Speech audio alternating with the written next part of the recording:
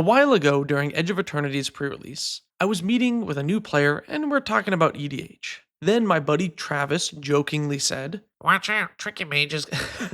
I'm kidding, that's not what he sounds like. "Watch out, Trinket Mage is going to tell you to play combos and tutors in all your decks." This surprised me. Travis was joking, but it made me think, do I give off this impression? Because I would not tell someone to always run tutors or combos. I think they should play whatever they find fun. But before I got to explain what I thought about EDH, the next round started. I thought a lot about that moment and realized maybe I've not been very clear about how I feel about Commander. Because my channel isn't about how you should play combos and tutors all the time, it's about how you need to break free from Commander propaganda. But first, you only have 48 hours-ish left to get this month's Void Monster drop. Void Monster is a new apparel site made by former MTG artist Forrest ML, and he is continuing to put out amazing designs for really high-quality playmats, t-shirts, and now deck boxes. Each month has a limited edition drop where you can pre-order, and then that's it, they're gone.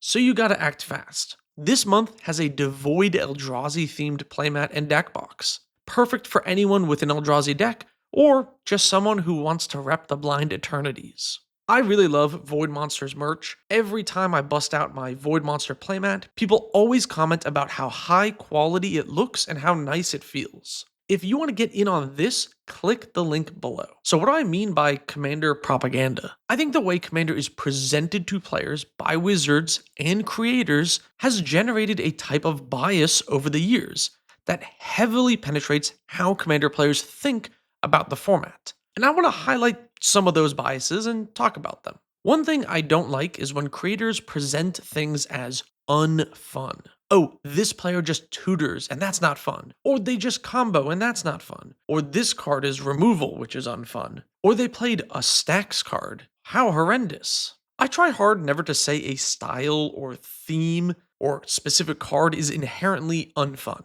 I might say it's uninteresting to me, or I am not happy to play that card, but fun is subjective. I am not a fan of certain types of decks, but I'm never going to say it is unfun specifically. Everything is context dependent.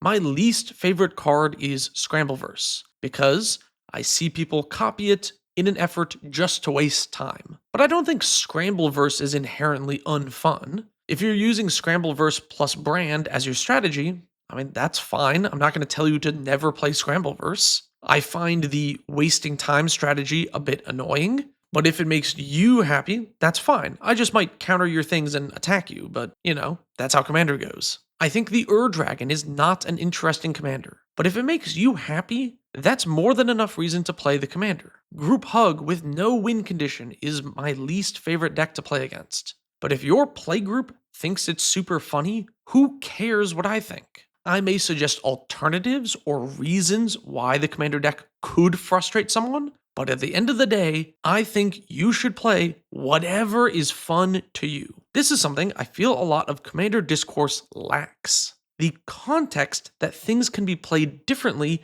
and sometimes those things are fun. Here are some examples. Tutors are a huge talking point in casual EDH. This is something my friend 33 Elk will be talking extensively about in their video next week, so for a deeper dive, check out their channel, link below. But generally, when I hear someone talk poorly about tutors, one of my first responses is, what if I cast Trinket Mage and search up Conjurer's Bauble? Is that okay?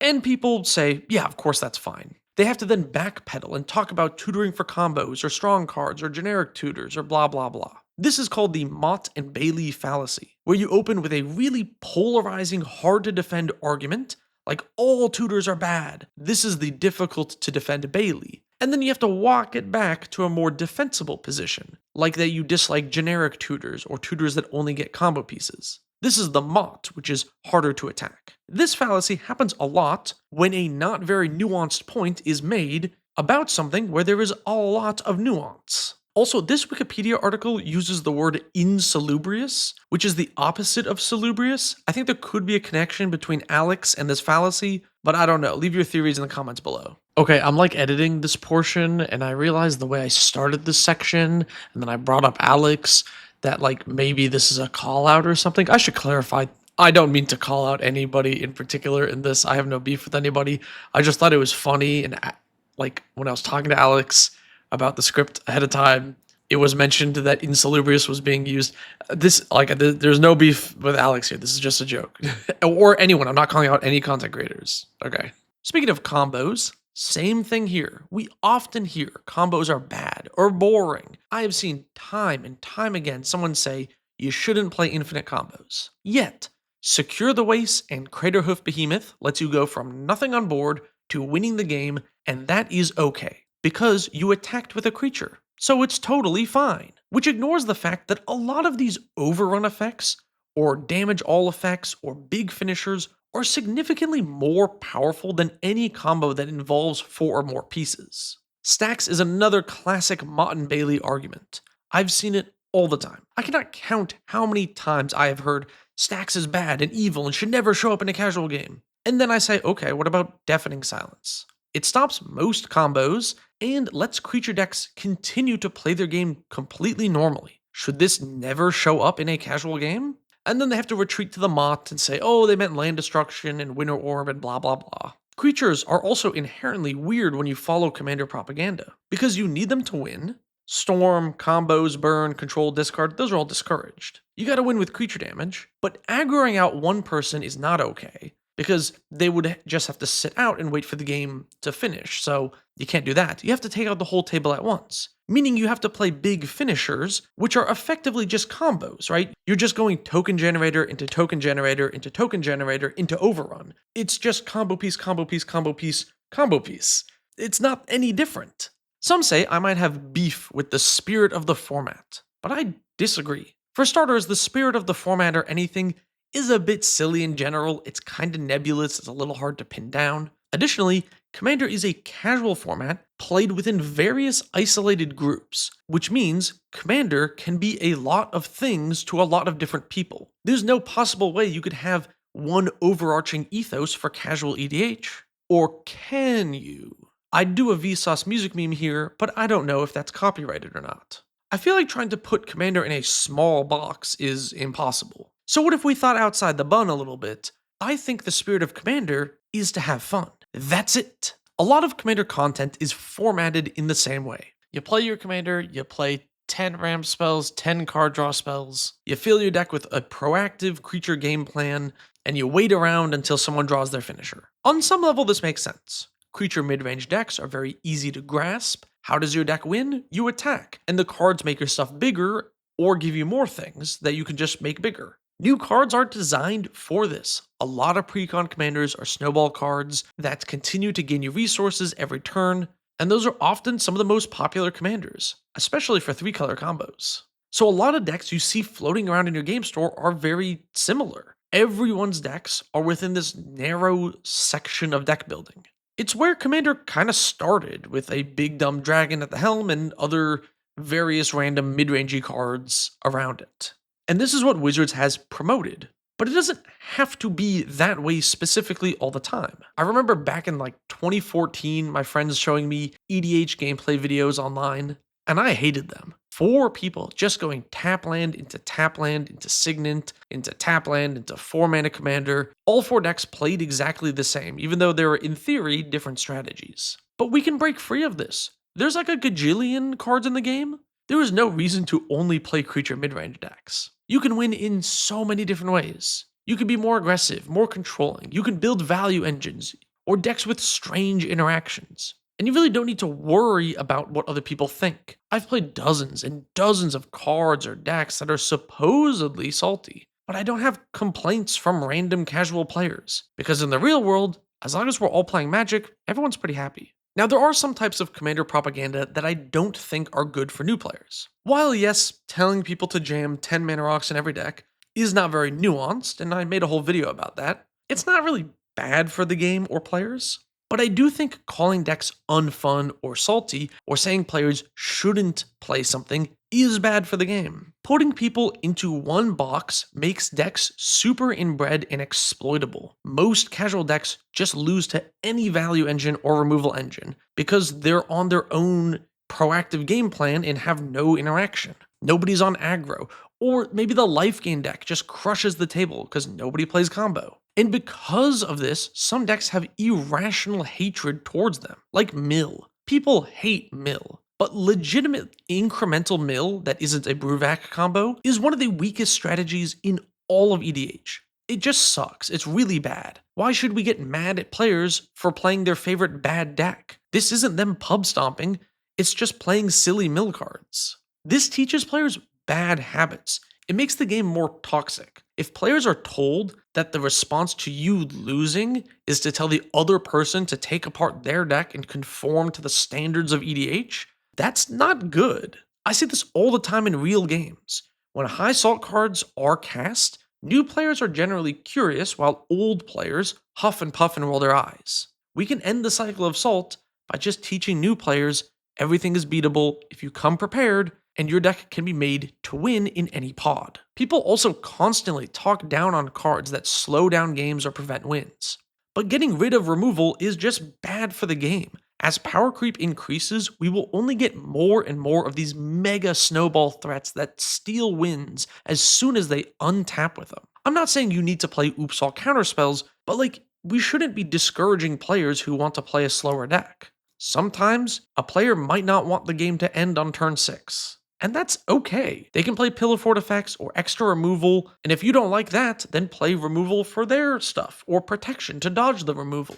We should be encouraging interaction in games. When we teach new players that every game is just a bubble for 6 turns where you ignore everyone until somebody plays an overrun effect or their game-winning commander and just wins, that leads to pub stomping because those games are really exploitable. Cough, cough, green decks. It leads to worse players. They don't learn about other aspects of the game, and they won't learn how to get better at it. There should be no norm for casual EDH, just fun. And I know that sometimes other players having fun means you might lose the game. Maybe you don't want to lose, and you might have to add removal to your decks, and cut a few of your win more big value cards. But that's why we have recursion and protection spells and politics and all these different variables that mix up the game. It makes the game less stagnant. It makes it less luck dependent. It makes it less whoever has the biggest thing always wins. The push and pull of different archetypes and playstyles is what makes Magic so in-depth and so fun. And yes,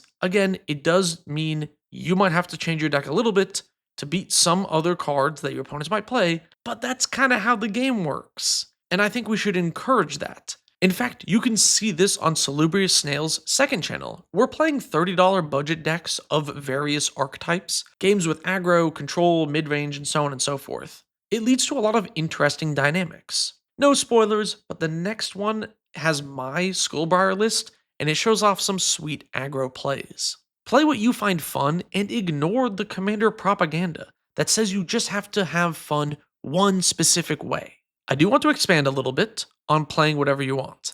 If we can all agree that the point of casual EDH is to have fun, I feel like it's safe to assume that playing Magic is part of that. What I don't want you to take away from this video is that it is okay to pub stomp and crush people with strong decks. Balancing power level is still important. When I say combos are okay in casual EDH, I am not referring to Oracle Consultation. That is the least interactive and fastest combo in the entire game. I am instead talking about 4 or 5 card combos that can be stopped with normal removal or graveyard hate that every color has access to. My Tawanos list combos with the Millennium Calendar all the time.